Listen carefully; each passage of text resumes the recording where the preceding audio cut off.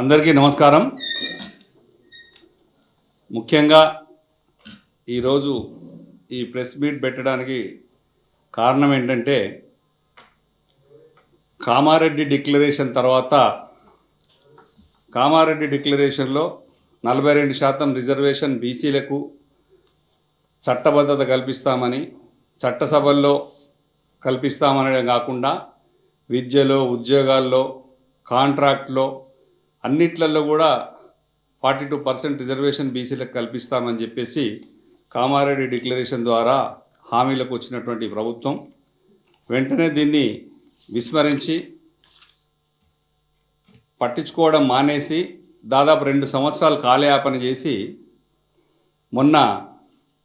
మొదలు తెలిసి మోసం చేసింది, తెలిసే చేసిన మోసం ఇది. తెలియక చేస్తే తెలియదు అనుకోవచ్చు, చేసిన మోసం కాబట్టి ఇది మాకు బీసీలందరికీ కూడా అవమానంగా ఫీల్ అవుతూ బాధతో మొన్న లోకల్ బాడీ ఎలక్షన్లకు కూడా పోవడం జరిగింది. వాళ్ళకు తెలిసే అసెంబ్లీలో బిల్లు పెట్టారు, రాష్ట్రపతి గారికి బిల్లు పంపారు, ఇవన్నీ తెలుసు ప్రజలకు కూడా. ఆ బిల్లు రాలేదని తెలిసి దాని ఇంకా మూగానే లేదు, ఆర్డినెన్స్ ద్వారా గవర్నర్ గారికి పంపారు. అది అక్కడనే ఉండగానే ఈ 2 అక్కడ ఉండగానే జంతర్ మంతర్లో ఢిల్లీలో ఇండియా కూటమితో ఉన్నటువంటి దాదాపు 240 మంది దాకా ఉన్నటువంటి ఇండియా కూటమిని మొత్తం తీసుకొచ్చి జంతర్ మంతర్లో పెట్టి అన్ని పార్టీలతోని కాంగ్రెస్ పార్టీ ఇక్కడేదో జరిగిపోయినట్టు, 42% రిజర్వేషన్ అమలు అవుతున్నట్టు, అంతా చేసినట్టు దాన్ని మార్కెటింగ్ చేసుకొని మమ్మల్ని మాత్రం బీఆర్ఎస్ పార్టీని మా ఎంపీలు రాలేదు, ఏం చేస్తున్నారని సీఎం గారు మమ్మల్ని నిందించి తిట్టి అనేక దూషణలు చేసి మేమంతా చేసేసాం, మీ సపోర్ట్ లేదు, బీఆర్ఎస్ పార్టీ సపోర్ట్ చేయట్లేదు అని చెప్పేసి మమ్మల్ని బద్నాం చేశారు మీరు. కానీ చివరికి అక్కడే తేల్చే అంశం ఏంటంటే, ఇది ఇప్పట్లో అయ్యే విషయం కాదు బీసీలకు రిజర్వేషన్. మళ్ళీ వాళ్ళ పార్టీ కాంగ్రెస్ పార్టీ అధికారంలోకి వచ్చినాక, రాహుల్ గాంధీ ప్రధానమంత్రి అయిన తర్వాతనే బీసీలకు రిజర్వేషన్లు అమలవుతాయి తప్ప అప్పటిదాకా కావు అని తేల్చేసి బుట్ట కిందేసి అక్కడ మొత్తం ఉన్నటువంటి అవకాశాలన్నీ కూడా అక్కడ వదిలేసి హైదరాబాద్ చేరి తర్వాత మళ్ళీ వెంటనే ఒక జీవో ద్వారా తీసి ఎన్నికల్లో పోవడానికి ప్రయత్నం చేస్తే ఆ జీవో కూడా కోర్టులో కొట్టేసి తెలుసు, కోర్టులో కొట్టేస్తారని తెలుసు, ఇక్కడ నిలబడదు, అక్కడ నిలబడదు, ఎక్కడ నిలబడదని తెలిసి బీసీలను మరొక్కసారి మోసం చేసి మొన్నటి ఎలక్షన్ పోయారు. మొన్నటి ఎలక్షన్ లోకల్ బాడీ ఎలక్షన్లో కూడా పోయి ఏం చెప్పారు, పార్టీ గుర్తులేని ఎలక్షన్ పోయి మేము రిజర్వేషన్ ఇస్తున్నాం, 42% పైగా పార్టీల నుంచి ఇస్తున్నామని చెప్పి ఎలక్షన్లకు వెళ్ళారు. సరే, బీసీలను ఏ విధంగా మోసం చేయాలో, బీసీ, ఎస్సీ, ఎస్టీ, మైనార్టీలు అందరినీ మోసం చేయడం, అధికారులకు వచ్చి కూర్చొని ఇబ్బంది పెట్టడం తప్ప మీ చేతిలో ఉన్న, మీ దగ్గర ఉన్న అవకాశాలను బీసీలకు ఇచ్చే మాత్రం ఏం చేయలేదు, చేయరు కూడా. అది కూడా మా కేటీఆర్ గారు, హరీష్ రావు గారు, మా పార్టీ ప్రజాప్రతినిధులు మొత్తం మొత్తుకుంటే తప్ప ఈ 2 ఏళ్లలో కేవలం 2 మంత్రి పదవులు అదనంగా వచ్చినాయి. ఒకటేమో శ్రీహరి గారికి, 2 జూబ్లీహిల్స్ ఎన్నికల కోసం మా హరీష్ అన్న బాగా చెప్తాడు, రామన్న బాగా చెప్తారు, ఆపద మొక్కుల కోసం కనుక అజరుద్దీన్ గారిని అప్పటికప్పుడు మంత్రి పదవి చేసినట్టు ఎట్లాగో అట్లాగా ఒక మా ముస్లిం సోదరులకు కూడా ఒక మంత్రి పదవి తెచ్చి, ఇది కూడా మా బీఆర్ఎస్ పార్టీ కొట్లాట ఫలితమే వాళ్ళిద్దరికి వచ్చి. మీరు నిజంగా చిత్తశుద్ధి ఉంటే 42% మంత్రి పదవులు ఇవ్వాలి కదా, కార్పొరేషన్లు ఇవ్వాలి కదా, ఉద్యోగాలు ఇవ్వాలి కదా, విద్యలో ఇవ్వాలి కదా, ఏం చేయరు. కనీసం కాంట్రాక్టులన్నా ఇస్తారంటే ఇవ్వలేదు. ఏది చేయకుండా మరొకసారి ఏడాదికి ఒక 20,000 కోట్లు బడ్జెట్లో 1,00,000 కోట్లు ఏడాదిలో 5 సంవత్సరాలు ఖర్చు పెడతామని మేనిఫెస్టోలో, దీంట్లో చెప్పినటువంటి మేనిఫెస్టోలో కూడా ఉన్నాయి ఇవన్నీ. ఇది ఏం చేయలేదు. మొన్నటికి మొన్న ఇవన్నీ చూసి తట్టుకోలేక, సహించలేక ఒక బీసీ బిడ్డ ఈశ్వరాచారి, సాయి ఈశ్వరాచారి కూడా ఆత్మహత్య చేసుకున్నాడు. అంటే తెలంగాణ కోసం ఎట్లయితే, రాష్ట్ర సాధన కోసం విద్యార్థులు అప్పుడు ఎట్లయితే బలిదానాలు జరిగినాయో, ఇప్పుడు మళ్ళీ అప్పుడు కాంగ్రెస్ పార్టీ బలి తీసుకుంది, ఇప్పుడు కూడా బలి తీసుకోవడంలో కాంగ్రెస్ పార్టీ బీసీలను బలి తీసుకోవడం మొదలుపెట్టింది. బీసీలు చనిపోవడాలు మొదలయ్యారు. వాళ్ళు మా బాధలు తట్టుకోలేక ఇది అన్యాయం అని చెప్పేసి ఘోషతో చనిపోయినటువంటి సాయి ఈశ్వరాచారి, ఆయన చనిపోతూ చెప్పాడు. చిన్న పిల్లలు వాళ్ళ ఇంటికి వెళ్ళి కూడా చూడడం జరిగింది. ఇట్లా ఇంకా రైతులు చనిపోతున్నారు, ఆటో కార్మికులు చనిపోతున్నారు. ఈ పరంపర ఆగడమే లేదు. మీరు మొత్తానికి బీసీలకు మాత్రం పెద్ద మోసమే చేశారు. సరే, ఈ ఎలక్షన్లో ఖచ్చితంగా మా బీసీ సోదరులు ముమ్మాటికి అంగబలం అర్ధబలం అన్ని పోలీస్ ఫోర్స్తో సహా పెట్టినప్పటికి కూడా మాకు ఈ గ్రామ పంచాయతీ ఎలక్షన్లో కూడా దాదాపు 1400 నుంచి 1500 సీట్లు రావడం, మీకు 2200 వచ్చినా 400 వచ్చినా మాకు ఇంత ఫోర్స్ని తట్టుకొని నిలబడ్డం మా ప్రజాప్రతినిధులు సర్పంచ్ గెలిచిన వాళ్ళందరూ కూడా నిజంగా హృదయపూర్వక నమస్కారాలు చెప్తూ వాళ్ళకి థ్యాంక్స్ చెప్తున్నాను, ధన్యవాదాలు చెప్తున్నాను, కృతజ్ఞతలు చెప్తున్నాను పోరాడినందుకు వాళ్ళందరూ కూడా, మా పార్టీ సైనికులకు. ఎందుకంటే మీరు పెట్టిన ఇబ్బందులు ఫోర్స్ మామూలు కాదు. అయినా రేపు సెకండ్ ఫేజ్ 14కు 17 కూడా మంచి రిజల్టే మాకు వస్తుంది. ఖచ్చితంగా కూడా మా పార్టీ తట్టుకొని ఉంది, మా సైనికులంతా ఉన్నారు, పోరాడతారు. ఇది ఇట్లా పెట్టంగా మీరు చేసింది బీసీలకు ఇబ్బంది పెడితే, అన్యాయం చేస్తే మీరు చేసిన ఒక కులగణన సర్వే అని పెట్టారు, శాస్త్రీయంగా చేశామన్నారు. అది పూర్తి అశాస్త్రీయం. 2014లో సమగ్ర కుటుంబ సర్వేలో కేసీఆర్ గారు చేసినప్పుడే 3,65,00,000 మంది పైన ఉంటే, ఇప్పుడు మీరు సర్వేలో కూడా 3,50,00,000కే తీసుకొచ్చారంటే దాదాపు 10-15 లక్షలు అప్పటి లెక్క, ఇప్పుడు పెరిగిన లెక్క చూస్తే దాదాపు 40 లక్షల లెక్క తేల్చనే లేదు మీరు. దాంట్లో 30 లక్షల పైన బీసీలను తక్కువ చూపించారు. 2 కోట్ల మంది పైన ఉన్నటువంటి బీసీలని 1,60,00,000లకు మాత్రమే చూపించడం జరిగింది. ఇది పూర్తిగా అన్యాయం. పూర్తిగా లెక్కలే తేలలేదు. దాని మీద డెడికేటెడ్ కమిషన్ పూర్తి చేయలేదు, సరిగా జరగనే లేదు. దాని మీద ఎలక్షన్లో పోయారు. సరే, ఎట్లా పోయినా 42% మీరు రిజర్వేషన్ కల్పిస్తామని కల్పించలేదు. ఒక ఎగ్జాంపుల్ చెప్తున్నా నేను. మధ్యప్రదేశ్లో 15% బీసీలకు అవకాశం ఉంటే 34% రిజర్వేషన్ ఇచ్చారు బీసీలకు. చూడండి అక్కడ ఎట్లా సాధ్యమైందో. దాని మోడల్ చూడండి, మీ వాళ్ళు పోయి తెలుసుకోండి. పీసీసీ ప్రెసిడెంట్గా ఉన్నటువంటి మహేష్ గౌడ్ గారిని కానీ, పొన్నం ప్రభాకర్ గారిని కానీ నేను చెప్తున్నాను, మధ్యప్రదేశ్లో 34% బీసీలకు రిజర్వేషన్ ఎట్లా సాధ్యమైందో చూడండి. మీరు 42% బీసీలకు రిజర్వేషన్ ఇస్తా అని సర్పంచ్ ఎలక్షన్లకు పోయి, కనీసం నేను ఎగ్జాంపుల్ ఖమ్మంలో 2 మండలాలే చెప్తాను, పూర్తి మొత్తం కూడా చెప్పాను. రఘునాథపాలెం, తిరుమలాయపాలెంలో ఉన్నటువంటి 40 గ్రామ పంచాయతీల్లో ఒక్క రిజర్వేషన్ లేదు. ఇక్కడ ఉన్నటువంటి 37 గ్రామ పంచాయతీలో ఒక్క రిజర్వేషన్ కూడా లేదు. మీరు గతంలో కేసీఆర్ గారు ఇచ్చినటువంటి 23% రిజర్వేషన్ నుంచి మీరు కొన్ని చోట్ల 9, 12, 17 ఇష్టం వచ్చినట్టుగా ఇచ్చి దాన్ని 17% దగ్గరే ఆపేయడం జరిగింది.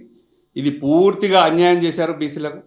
దాని మీద మేము బీసీలందరం కూడా చాలా ఇబ్బందులు పడుతున్నటువంటిది. ఇది ఊరుకునే రోజు కాదు. ఇది బీసీల బాగా కోపంగా ఆగ్రహంతో ఉన్నటువంటి మా బీసీ సోదరులందరూ కూడా గుర్తుపెట్టుకుంటున్నారు, నిలబడతారు, తట్టుకున్నారు. మీకు ఈ ఎలక్షన్లో మళ్ళీ రేపు సెకండ్ ఫేజ్ కానీ 17వ తారీఖు జరిగే ఎలక్షన్లో కూడా బీసీ సోదరులందరూ కూడా బుద్ధి చెప్తారు మీ పార్టీకి. ఇది జరుగుతుంది. మీరు ఏమాత్రం పట్టించుకోవట్లేదు. మా బీసీ సోదరుల గురించి ఆలోచించాలి.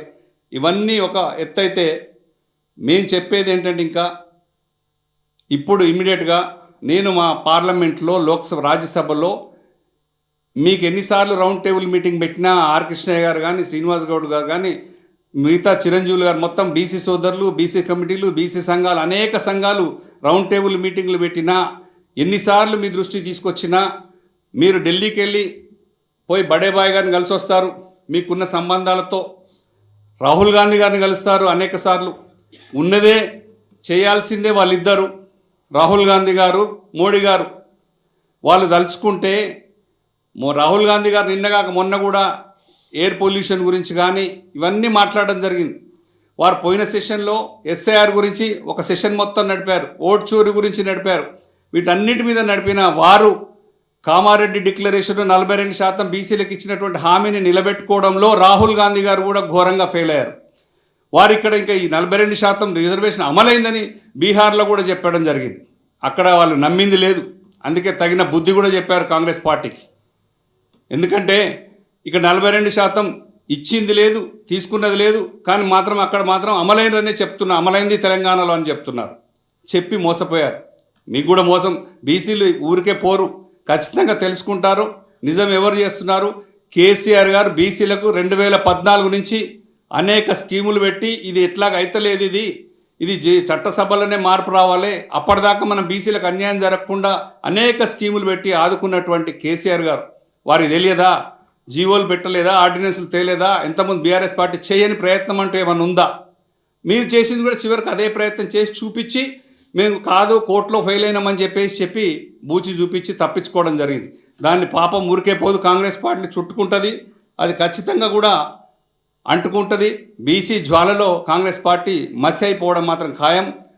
ఇప్పుడు మేము రాజ్యసభలో మేము బీఆర్ఎస్ పార్టీ తరఫున ఒక బీసీగా, ఒక బీసీ బిడ్డగా మిమ్మల్ని ఎన్నిసార్లు తీసుకొచ్చినా, ఎన్నిసార్లు మీ దృష్టిలో పెట్టినా, మా బీసీ సంఘాలు, మా బీసీ సోదరులు తీసుకొచ్చినా కూడా మీరు ఇచ్చిన హామీ పట్ల చిత్తశుద్ధి లేదు. మీ రాహుల్ గాంధీ గారు పార్లమెంట్లో ఈ 2 ఏళ్లలో ఒక్కసారి కూడా ఈ 42% రిజర్వేషన్ మనం హామీ ఇచ్చాము తెలంగాణ రాష్ట్రంలో, ఇది దేశంలో మొత్తం చేద్దామని మీరు అనుకుంటున్నారు. మీరు మార్కెటింగ్ కూడా చేస్తున్నారు, ప్రచారం కూడా చేసినటువంటి మీరు లోక్సభలో దాదాపు 100 మంది ఉన్నారు. ఇండియా కూటమిలు మొత్తం కలిసి 240 మంది ఉన్నటువంటి మీ పార్టీ ఇక్కడ ఉన్నటువంటి 8 మంది బీజేపీ ఎంపీలు కానీ కాంగ్రెస్ ఎంపీలు కానీ బీసీల గురించి 42% రిజర్వేషన్ గురించి ఒక్కసారి కూడా మాట్లాడకుండా ఉండడం చాలా బాధాకరమైన విషయం. ఇక్కడ గొడవలు చేస్తే అన్ని చేస్తారు, ఢిల్లీకి వెళ్ళి స్ట్రైకులు చేస్తారు, జంతర్ మంతర్లో ధర్నాలు చేస్తారు, కానీ అక్కడ ఉన్న నాయకులను తీసుకొని పార్లమెంట్లో బిల్లు పెట్టించి మూవ్ చేయిస్తే పని అయిపోతుంది కదా అని చెప్పేసి దాని మీద మాత్రం శ్రద్ధ లేదు. ఇవన్నీ చేయకుండా ఎలక్షన్లో పోవడం, మోసం చేయడం చేస్తే మేము ఇమ్మీడియట్గా మా పార్టీ తరఫున ఒక బీసీ బిడ్డగా నేను private member bill BC reservation కోసం నేను ఇంట్రడ్యూస్ చేయడం జరిగింది. దీన్ని ఖచ్చితంగా వచ్చే సెషన్లో ఖచ్చితంగా బిల్లు వస్తుంది. ఎందుకంటే బీసీలకు 42% రిజర్వేషన్ అమలు చేయాలనే లక్ష్యం మా పార్టీ కట్టుబడి ఉంది.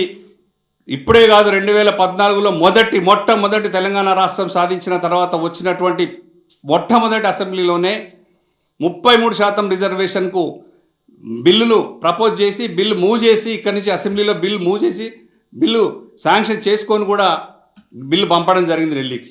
33% బీసీలకు, 33% మహిళల రిజర్వేషన్లు కూడా ఇక్కడ చర్చ జరిపి ఇక్కడి నుంచి బిల్ పాస్ చేసుకొని ఢిల్లీకి పంపడం జరిగింది. అప్పటి నుంచి కట్టుబడి ఉన్నటువంటిది, బీసీల కోసం కట్టుబడి ఉన్నటువంటి ఏకైక పార్టీ బీఆర్ఎస్ పార్టీ మాత్రమే. ఇది మరొకసారి మేము ప్రైవేట్ మెంబర్ బిల్ మూవ్ చేయడం జరిగింది, ఇంట్రడ్యూస్ చేయడం జరిగింది.